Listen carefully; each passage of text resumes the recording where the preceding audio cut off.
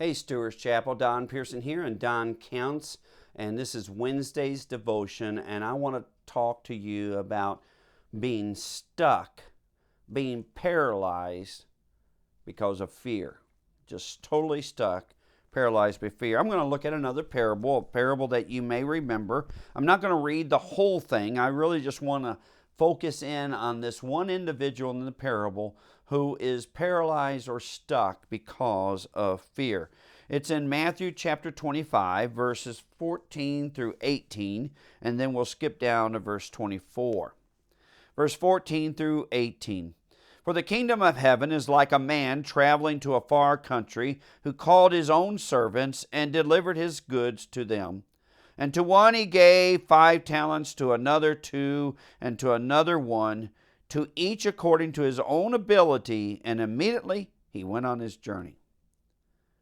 Then he who had received the 5 talents went and traded with them that made another 5. And likewise he who had received 2 gained 2 more also. But he who had received 1 went and dug a hole in the ground and buried the Lord's money in it. Now, after a long time, skipping over to verse 24, then he who had received the 1 talent came and said, Lord, I knew you to be a hard man, reaping where you have not sown and gathering where you have not scattered seed. And I was afraid. There's the key. I was afraid, and I went and I hid your talent in the ground. Look, there you have what is yours. But this Lord answered and said to him, You wicked and lazy servant, you knew that I reap where I have not sown and gather where I have not scattered seed. So you ought to have deposited my money with the bankers, and at my coming I would have received back my own with interest. Therefore take the talent from him and give it to him who has 10 talents. For to everyone who has, more will be given, and he will have abundance. But from him who does not have, even what he has will be taken away. And cast the unprofitable servant into the outer darkness. There will be weeping and gnashing of teeth. That phrase, weeping and gnashing of teeth, generally in the New Testament refers to the judgments in hell. And so it appears that this is where this man went. If you would allow me to, the problem about parables is that we can chase rabbits, and I guess I'm going to chase a rabbit, mainly because of the issue of being stuck because of fear. I don't want to talk about, I don't want to spend my time talking about those who have been given the gospel but refuse to do anything with it. That's really what I think this is. The gospel was given to them. One time is enough. You need to know that. You need to know it's not about how many times you receive the gospel. One time of hearing the gospel is God requires all from you from one time. So if you've heard the gospel one time, if you've heard that Jesus is the only way to heaven, and you've rejected that, done nothing with it, you will be held accountable for it. But I've also witnessed individuals who I believe are Christians, who aren't, and I'm not talking about hell here, but Christians who have become paralyzed because of fear. They're not going anywhere. They're stuck. They're afraid to witness because they're afraid they're going to get it wrong. They're afraid to knock on the door of their neighbor's house and to share the gospel with them because they're afraid what the neighbor is going to do or say.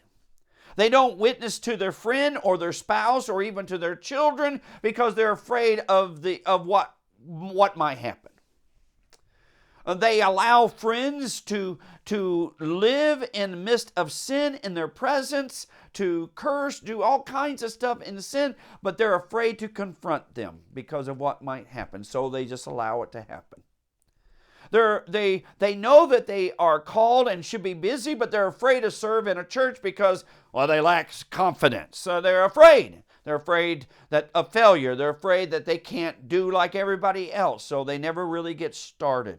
These are the individuals who are stuck. They never really get started. They never get started sharing. They never share with anyone. They never confront anyone about their sin. They never serve. They sit in a pew or in the midst of others, and they stay silent. They stay inactive. They're stuck. They're more concerned about what others might think of them, or more concerned of their own failure, or even fear of them being able to measure up to what God would have for them to be. So therefore, they just choose to float through their churches, float through life.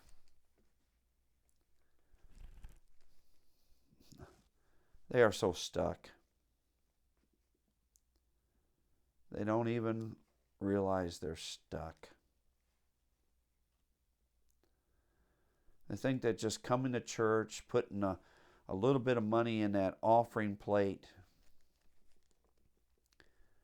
doing the little bit of things that they do, they're not doing anything with what God has given them. Their life is stuck. And for this particular group I'm talking about today, fear cripples them. Do you know that more than 80 times Jesus says, do not be afraid? More than 80 times God says in His Word, do not be afraid. And yet, fear is probably one of the most crippling things for Christians. Love you, Stewart's Chapel.